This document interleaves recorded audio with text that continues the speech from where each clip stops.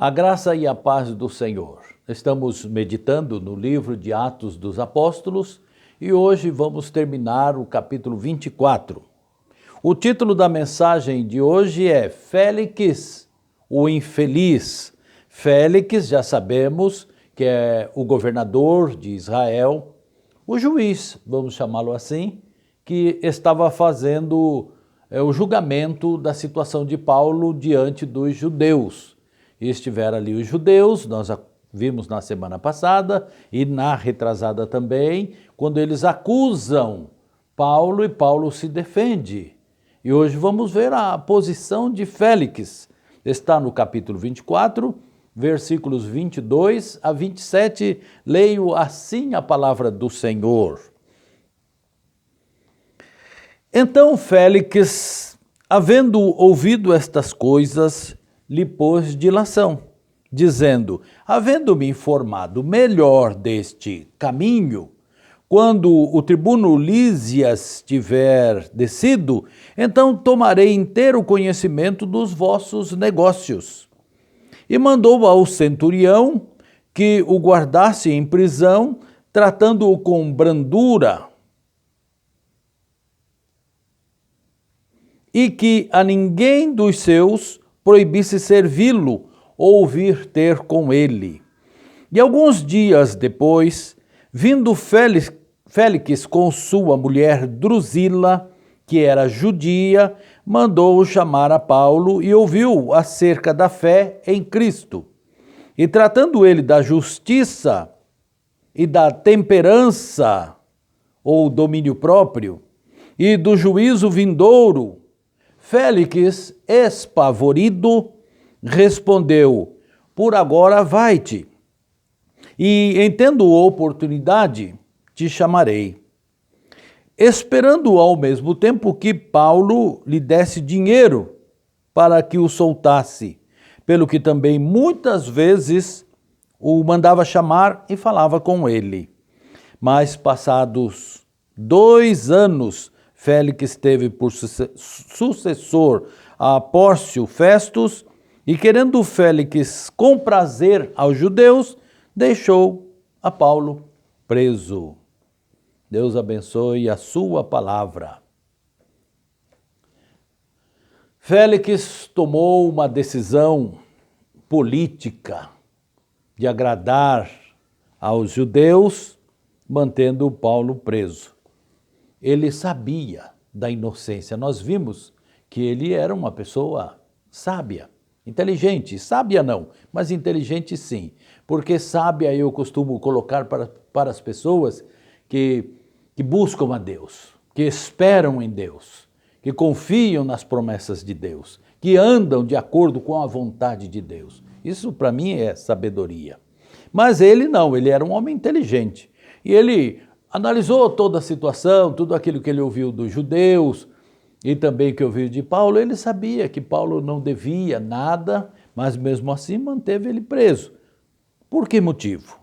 Por causa dos judeus. Questão política. Ele está ali, ele é o governador, ele é o juiz, ele tem uma posição e ele quer manter a sua posição. Então, a melhor coisa é ter uma boa amizade com os judeus. Quem é Paulo? Apenas um homem, embora seja um cidadão romano. É um outro dos motivos que ele manteve ele preso para descobrir as verdades, porque mesmo sendo um cidadão romano, se for um criminoso, deve ser preso, claro, julgado, e deveria ser mandado talvez para Roma, para o melhor julgamento. Mas era a preocupação que ele tinha, é um cidadão romano. E talvez, em terceiro lugar, porque quando Paulo pregava esse caminho, que certamente Félix já tinha ouvido falar a respeito de Cristo, a respeito dos apóstolos, a respeito do cristianismo crescente e milhares de pessoas se convertendo, ele queria saber mais sobre esse assunto. Então, por tudo isso, ele manteve Paulo ali preso. Eu gostaria de falar 2 coisas sobre Félix. A primeira dela é que ele era um ladino, do meu falar, do meu entender. E ladino, se você procurar no dicionário, você vai ver que é uma pessoa que revela inteligência, vivacidade e astúcia. É o que nós chamaríamos de espertalhão. Pessoa que aproveita todas as situações a seu favor. Ele se volta para a pessoa, mesmo que ele não goste da pessoa, desde que ele leve vantagens. E ele se afasta de uma pessoa, mesmo que seja uma pessoa de boa índole, para levar vantagem. Ele só vê o lado dele. Fica claro o interesse no povo judeu, porque assim ele mantém o seu status. No versículo 26, nós também podemos ver o interesse financeiro dele. Lemos assim: esperando ao mesmo tempo que Paulo lhe desse dinheiro para que o soltasse. Então era um homem interesseiro, era o espertalhão mesmo. Até mesmo o sumo sacerdote Ananias, que os historiadores contam que era um homem também da mesma estirpe e tinha muitos bens, inclusive a história conta que o nome de Ananias aparecia na folha de pagamento do Império Romano. Por que será que davam dinheiro para o sumo sacerdote? Dois homens, Félix e Ananias, que usam a boa fé do povo para extrair deles lucro, usando a religião, usando a política.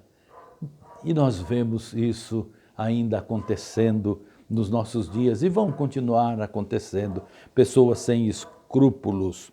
Os dois sabiam que Paulo não devia nada, que Paulo deveria ser solto, que Paulo deveria continuar o seu trabalho pregando aquilo que Deus mandou que ele pregasse. E além disso, como cidadão romano, tinha direito de ir e vir, que estava sendo tirado dele ali por Félix. A melhor decisão para aquele homem chamado Félix, com relação a Paulo, era mantê-lo preso. E para isso ele arrumou uma desculpa. Ele disse que ia esperar que o comandante Lísias descesse de Jerusalém para estar com eles ali, para que ele se inteirasse melhor de todo o assunto para poder tomar a sua decisão. E nós vamos ver que 2 anos depois, Lísias não desceu, não voltou, não foi conversar com o governador em Cesareia, ou se esteve lá, nem tocaram no assunto, porque era apenas uma desculpa para manter Paulo preso.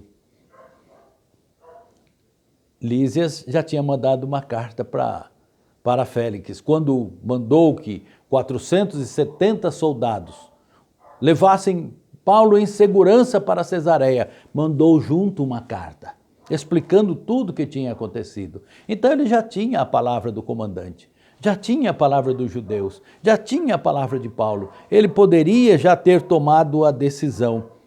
Para agradar os judeus, manteve Paulo preso. E para agradar a Paulo, manteve um preso com liberdade. 2 anos, diz o nosso último versículo. Passado 2 anos, Félix teve por sucessor Pórcio Festus, e querendo Félix comprazer aos judeus, deixou Paulo preso. Está lá, Paulo, 2 anos, e poderia morrer na prisão pela vontade dele. Quando é que você vai libertar esse homem? Quando eu quiser. E pelo jeito ele não estava querendo nunca. Saiu do cargo e deixou o homem preso, mesmo sabendo que era inocente. Que insensibilidade, que coração duro, que pessoa desprovida de consciência e de amor era este homem Félix. E Félix fez um pedido para Paulo. Félix era um homem perdido para Deus. Ele era um homem condenado. E ele vai ter a sua oportunidade. Ele faz um pedido para que Paulo venha conversar com ele e com sua esposa, Drusila. A Drusila era a filha do rei Herodes, Agripa. ela tinha sido esposa de um rei sírio chamado Aziz. Festo, ou melhor, Félix, convenceu Drusila a deixar o seu esposo, Aziz, e se casar com ele. E já era a terceira esposa, já tinha tido 2 esposas antes dela. Ele era um homem voltado com descuido para essa parte, vamos dizer, sexual da sua vida. O casal, certo dia, estava ali onde Paulo estava preso. Lembrou-se de Paulo, falou do caminho, houve interesse dos 2 em ouvir a Paulo. E Drusila era uma mulher gentia. O fato dela ser gentia quer dizer que ela conhecia o único Deus vivo e verdadeiro. Mas o fato de conhecer a Deus não quer dizer que ela tinha no seu coração o temor de andar de acordo com a vontade de Deus. Tanto é que a história conta estas situações dela deixando seu esposo para se casar com Félix. E eles chamam Paulo que vem pregar para ele. Talvez no coração deles não tivesse nenhum desejo de verdadeiramente ouvir uma pregação. Não havia sede de salvação, não havia desejo de mudança, não havia arrependimento das suas más obras, mas queriam ouvir. Mas a mensagem de Deus, trazida por um homem de Deus, tem peso e incomoda. Paulo vai falar de 3 assuntos nesta pregação. Vai falar da justiça, da temperança ou domínio próprio e do juízo vindouro, conforme lemos no versículo 25. E a primeira parte é sobre a justiça. Paulo vai pregar sobre a justiça de Deus. Mas é interessante notar que está diante de um juiz, está julgando a sua causa. Então podemos pensar que algum ponto da justiça de Deus deve ter tocado no coração daquele juiz injusto, que sabia que mantinha preso, já por algum tempo, um homem inocente. E os juízes são chamados a atenção na Bíblia por não julgarem corretamente a causa. Mas Paulo vai falar da justiça de Deus. A justiça de Deus exige, para que um homem entre no céu, que ele seja igual a Jesus. Jesus é o padrão. Nós vamos crescendo na nossa santidade até atingir a estatura de varão perfeito que é Cristo. Só assim poderemos entrar no céu. E nós sabemos que nós mesmos não conseguimos. Nós vamos crescendo, mas muitas vezes também caímos. E nós vamos nos levantando porque Deus tem misericórdia de nós e continuamos o nosso crescimento. Mas só vamos ser perfeitos quando estivermos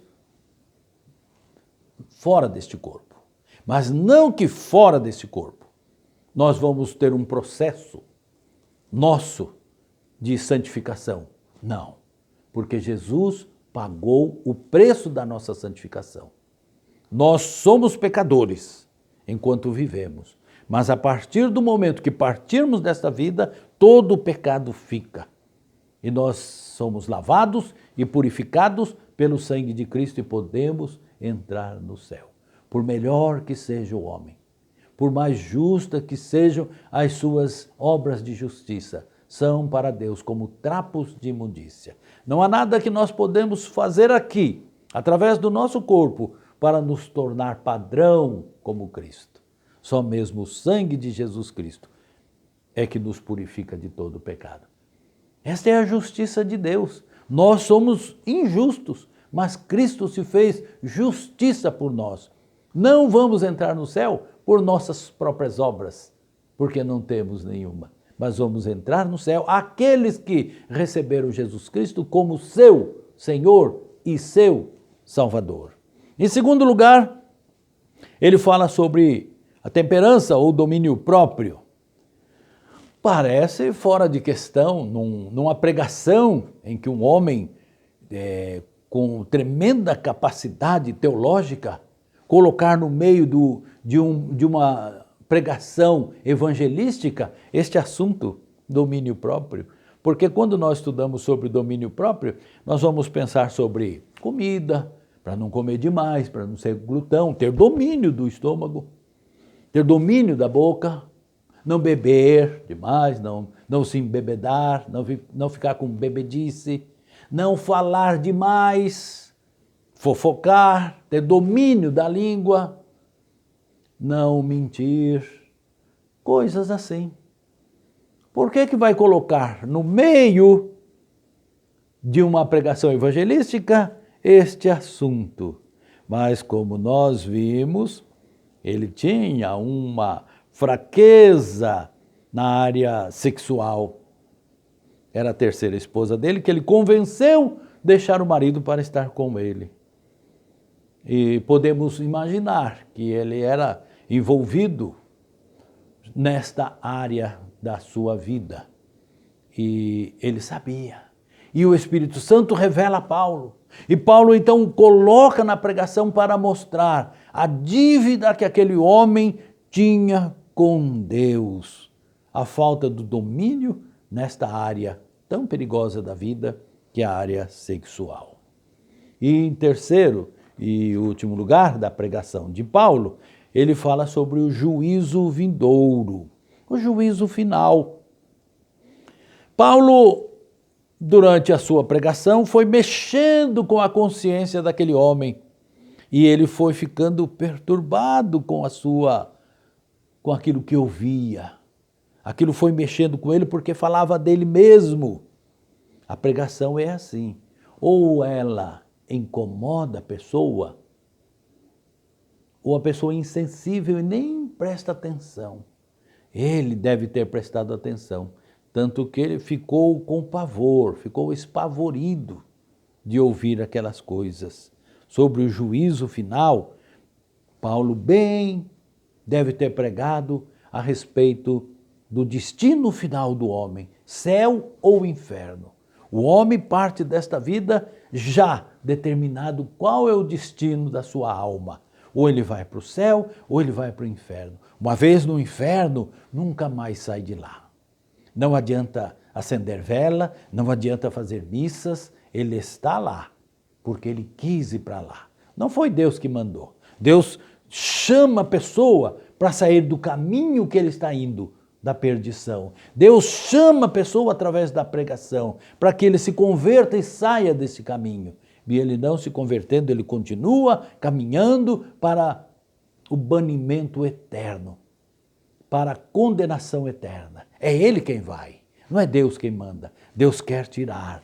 Uma vez que a pessoa ouve o Evangelho e se arrepende e confessa os seus pecados e aceita Jesus, ele sai desse caminho e começa então o caminho para o céu em Cristo Jesus. Jesus é o caminho. Ele disse: eu sou o caminho, a verdade e a vida. E era sobre isso que Paulo pregava. O caminho da salvação é Jesus Cristo. Nós lemos em Eclesiastes, capítulo 11, versículo 9, uma palavra muito importante. Diz assim: alegra-te, jovem, na tua mocidade. Recreie-se o teu coração nos dias da tua mocidade. E anda pelos caminhos do teu coração e pelas vistas dos teus olhos. Sabe, porém, que por todas estas coisas Deus te trará a juízo. Todas estas coisas você vai dar conta. Cada um é responsável por aquilo que fez. Você vai se manter nesse caminho ou quer sair? Sabe o que Félix fez? Mandou que Paulo se calasse e disse para ele: de outra vez te ouviremos. Ele ficou com medo, Mas o medo não salva. Quem salva é Jesus. Ele teve interesse em ouvir a palavra, mas só ouvir não salva. Só o fato de ir numa igreja, ouvir a pregação, não há salvação nisso. Quem salva é Jesus. Jesus é o caminho da salvação e ele não quis ouvir. Às vezes, pregando para as pessoas, muitas vezes fico triste de ver uma pessoa recusar a palavra, desviar do assunto, não querer mais ouvir. E muitas vezes fico pensando se a falha está em mim. Agora, vendo que Paulo, também com ele aconteceu isso, eu percebo que não é a pessoa que fala, mas é a pessoa que ouve. Por pequena que seja a palavra, por uma frase, por um versículo, uma pessoa pode se converter. Ou aquele que não quer pode gastar dias, meses, anos ouvindo a mensagem e não se converte. No fim de 2 anos, Félix perdeu, pela história se conta, que ele foi tirado do seu cargo. E outro tomou o seu lugar, Pórcio Festo. Entrou no lugar dele. 2 anos se passaram. Paulo estava preso ainda, mas salvo. Paulo tinha o seu corpo preso, mas não a sua língua presa. Falava, pregava. Ele podia receber visitas ali e talvez tenha recebido muito e falado. Paulo hoje está na glória eterna. E onde estará o infeliz Félix? Que Deus nos abençoe e aplique essa palavra no nosso coração. Não deixe de pregar a palavra do Senhor. E se você ainda não se converteu, hoje é o dia aceitável. Creia no Senhor Jesus Cristo para a salvação da sua alma. Receba Jesus no seu coração. Amém. Deus abençoe.